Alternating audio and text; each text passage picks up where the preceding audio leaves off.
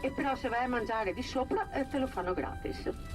Quindi insomma alla fine teniamo conto perché potrebbe essere una buona soluzione. E sei a San Pietro e quindi là Musei Vaticani, San Pietro e poi la via della Conciliazione abbiamo visto com'è facile raggiungere tanto. Avete visto che il cielo si era annuvolato? Sapete perché?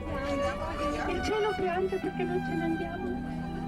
Pensate che in tutti i posti dove sono andata, allora negozi, piuttosto che bar, snack, insomma quei posti lì, no, che fai? Tutti quanti mi fanno sconto sul via.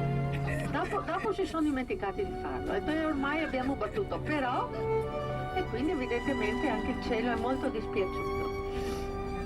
Sì, noi sì siamo dispiaciuti perché abbiamo passato delle bellissime giornate di sole, proprio allegre così, sì, bene, bene. Gusto stare a Roma. Il bello che c'era l'abbiamo preso e via così.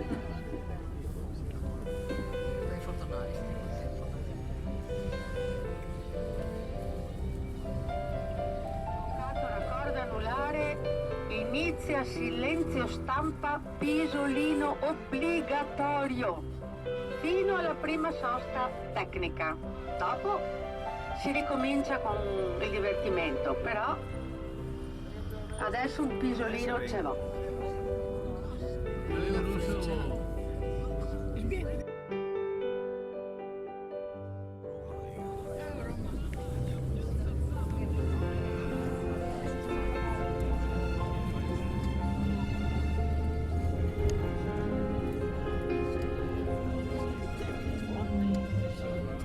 Vabbè, qui dobbiamo metterci tranquilli. Quando ieri siamo andati a vedere la Galleria Borghese, la Barbara Ugo, insomma, ecco. Quando ieri siamo andati a vedere la Galleria Borghese hanno parlato lungamente della famiglia Borghese. Sia ieri è stata citata che altre volte che abbiamo fatto la città in altre occasioni, anche della famiglia Farnese. Famiglie importanti romane, non so, gli Orsini, Colonne, Farnesi, Borghese, questi qua. Però diciamo la famiglia Farnese proprio contendeva, ha conteso per lunghi anni così alla famiglia Borghese i posti top a Roma. Cioè, i papi erano o questo o quello, no, anche Colonna e Orsini, ma insomma vabbè.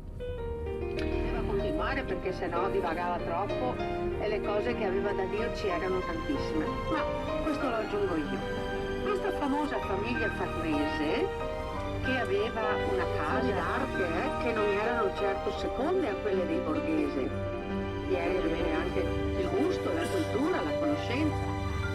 Bene, quando a un certo punto, insomma, per i Farnese rimanere a Roma non era più tanto salutare, mentre invece a Napoli erano molto ben accolti a motivo, insomma, del loro sostegno alla famiglia Borbone, cosa ha fatto questo cardinale Farnese? Ha preso tutta la sua collezione di statue, di mosaici, di tutto, di più, l'ha portata a Napoli e quello è diventato il nucleo fondante del famoso Museo Archeologico di Napoli, che vi assicuro che è una cosa stupefacente, bellissimo da vedere, molto interessante e con delle cose, vi assicuro che lì sono rimasta veramente colpita, anche perché oltre a tutta la collezione farnese, che poi si è arricchita nel corso degli anni, eccetera, eccetera, oltre a tutto quello c'è anche tutto quello che è stato portato via, nel senso di messo al riparo, da Pompei e Ercolano. Ecco, i mosaici, poi tante altre suppelletti li ritrovate praticamente intatte, perché la lava aveva conservato perfettamente tutto. Però quelli erano fatti in epoca abbastanza recente, diciamo nel 600-700, quando è stata fatta quella villa là.